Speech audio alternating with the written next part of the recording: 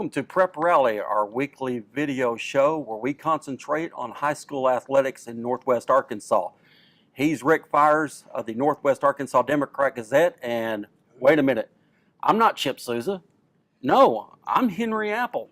Now, I'm having to fill in for Chip this week. He had a death in the family, so as we had to go, they pulled the left-hander out of the bullpen this week, Rick. I'm sure you do well, but to be truthful, this is not the primary job. This is the most important job. I got Mike one. You do fine.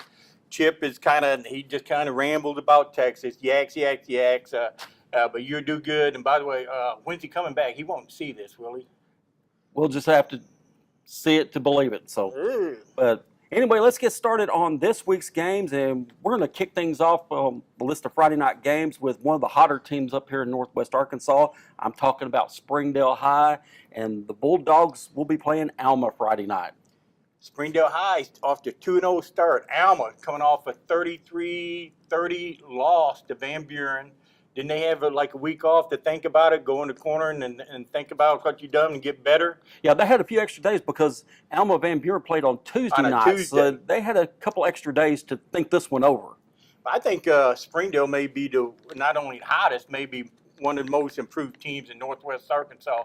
I think they got it going. I think I'm going to pick Springdale High against Alma in this one. Rick, I had to look at last week's picks and noticed on the video, you struggled. Oh, I struggle big time. So, is there a bag around here? I'll do this for a while. Now, I went 11-2, then 16-9. No, I had a bad week. But you know what? You got to keep going. Yeah. I got to redeem myself. Yeah, this is the week you'll bounce back, let's hope. Let's. Okay, who else we got? Game number 2, let's go to Bentonville West. They get to play the second home game in their brand new stadium.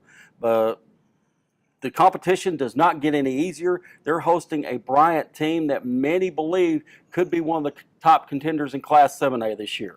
Bryant beat Fayetteville twice last year. Now they're coming up to West.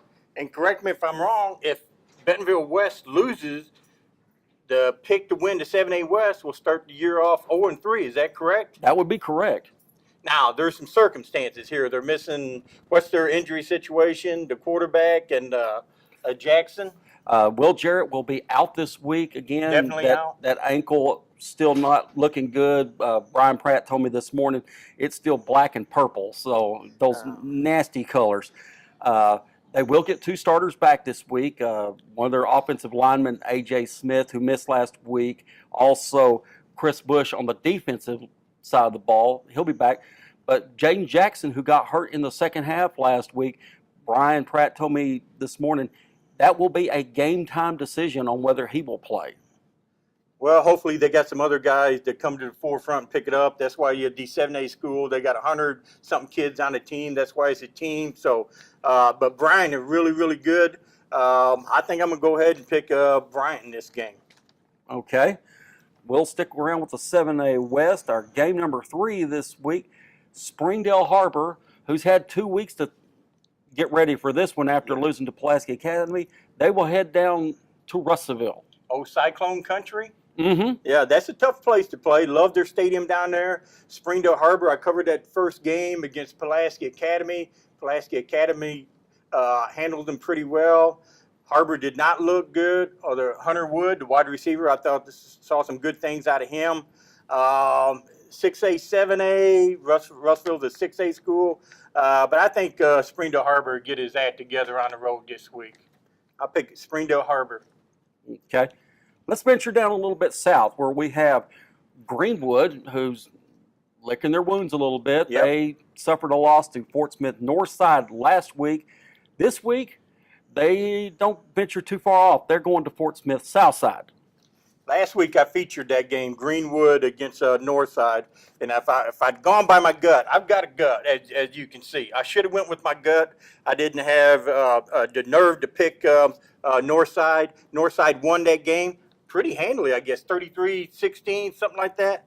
But Greenwood, hey, they don't lose very often. Rick Jones, I'm sure they got to correct some mistakes there. But Southside looked really good. You and I are both there. Southside's good. So that's a game that could go either way, very, very close. But I'm going to pick Greenwood to bounce back in that game. What do you think? It's going to be a close one. It could go either way. Turnovers will determine the tell there. And speaking of Northside, as we previously mentioned, they will not have to venture far away for their game this week. They're going to go play at Van Buren. I remember the old conference games. The old conference games were Van Buren and Northside with the what are they, 5 miles apart, 3 miles apart. Maybe this is throwback to the old days. Van Buren won their first game. And Casey Dick's first game as coach. And I guess Northside probably been most impressive team in the state, at least one of them. I know they're going to be jacked down there at Van Buren. And another good game that could go either way. But I think maybe Northside's got a little too much for them, for the Van Buren boys. Yeah. Now, Benton County has struggled in the first 2 weeks. And it's not just West and Bentonville High, no, right? If you count, I started counting them up. If you count Pea Ridge, you count Gentry, Gravette, Decatur, they're 0-9 so far this season. The only saving grace right now in the early stages of the season is Siloam Springs, who won their opener last week against Pryor, Oklahoma. Well, now they get to come home. Unfortunately, the opposition is a very good 2-0 Harrison team who has won both of its games convincingly. Who'd they beat Harrison last week? Mountain Home? Mountain Home, a 6A school, and it was not even close. They've played good football up there for years and years, and Siloam Springs starting over a little bit, but you got to think Harrison's going to win that game, right? I've got a feeling you're going to see a lot of the Gabe Husky show, although Ben Johnson put on a pretty good display last week. Okay. Also in the area, we're looking at two teams that used to butt heads a lot in the past. They're in different conferences now, but here they come back at each other, and I'm talking about Gravette at Farmington. I talked to Gravette coach Norwood, and he told me he was kind of disappointed in the way they played against the Tulsa team, Cassia. Is that how you say that? I think it's called Cassia.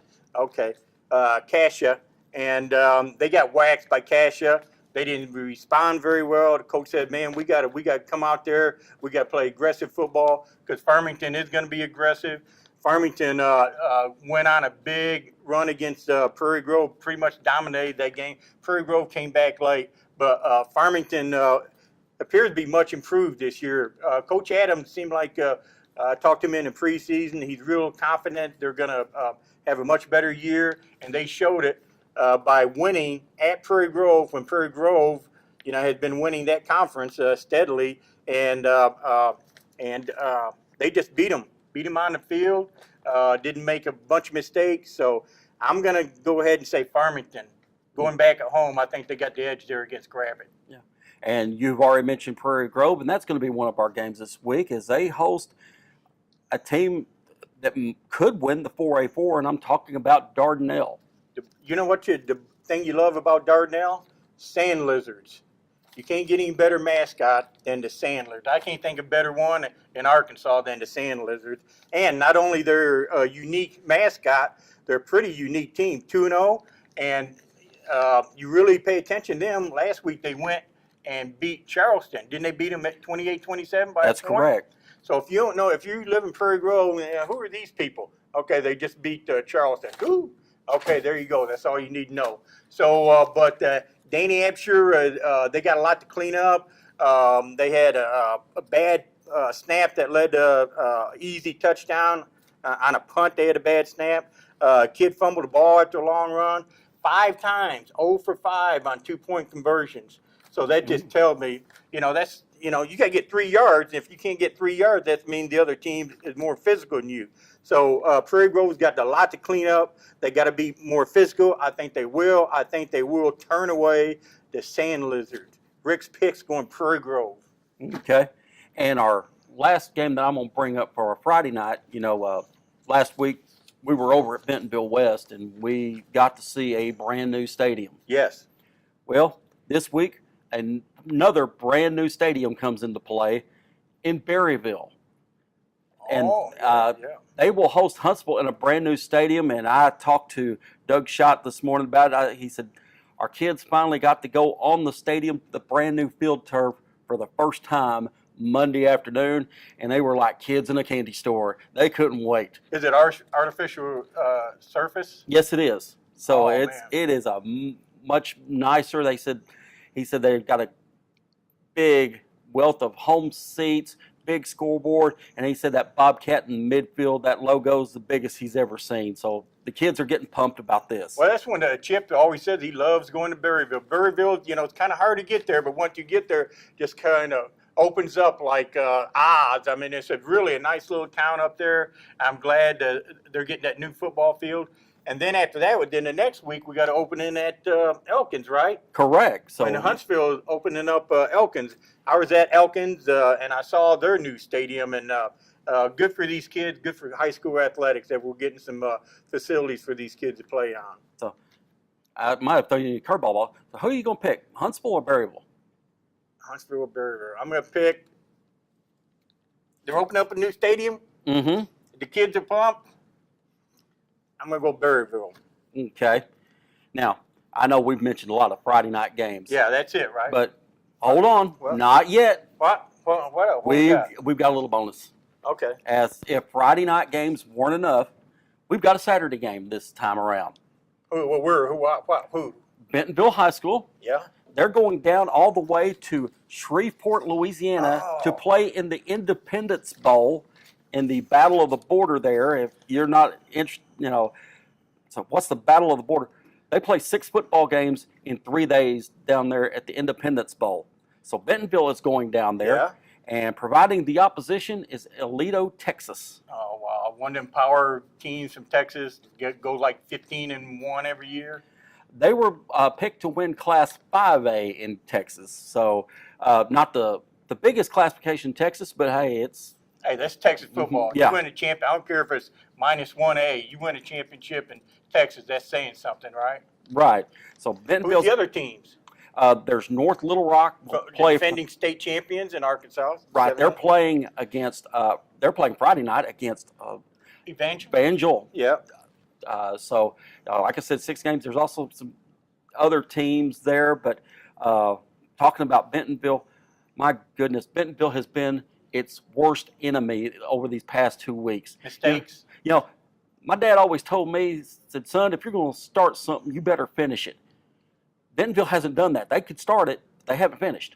Oh, they can go on long drives, then they mess up and not finish the drive. Well, Midwest City, they had the lead. Oh, yeah. Lost it against Conway how much last are they week. leading by? They led 16-7 at one time and 22-14, but end up losing the first one in overtime. They had a 21-3 lead against Conway and lost 24-21. They've got to find a way to finish what they started. Absolutely, yep. So, and Aledo, we had a team who won last week 40-0 against, I'm not sure who the opponent was, but I did see the score, and that raises eyebrows. So, Saturday, an afternoon game, 3 o'clock kickoff in the Independence Bowl. What do you feel like on this one? I'm going to go Aledo, Texas, to Bentonville show they can quit, till they finish something. That's a big, powerful team out of Texas, and so I'm going to go Aledo in that game. And that could put Bentonville 0-3. But I'm going to tell you what, there ain't going to be anybody shed a tear on an 0-3 Bentonville team, because if you just remember 5 years ago, Bentonville went 0-4 to start the season. But then they turned around, won their last 9 games, and won a state championship that year. See, that's a great thing about high school athletics. We don't go computer ranking, this and that, and all these numbers. You go out and play. You play good competition. You lose, so what? It's a learning experience. The key is just getting the playoffs. I've seen it where Fort Smith Southside won as number 4 seed. Fayetteville won as a number 4 seed. So I applaud these big games right here instead of just, open up against Tumbleweed, Tennessee, and beating them 36-0. You're actually playing good teams. So good for Bentonville, good for all these teams playing top competition right here to start the season. Yeah, and that's going to wrap it up for this week of Prep Rally. I want you to know you can watch this on the What's Up Ozark app. It's a Who's free up? app. Who? What? What's Up Ozark? What's Up? It's a free app that you can watch our prep rally, go see podcasts, stuff like that.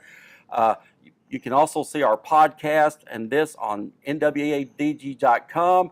And then over the weekend, catch what we do as we cover games and get ready for another weekend of high school football. And once again, I'm Henry Apple. He's Rick Fires. And if you don't see us on the field Friday night, then we'll see you next week.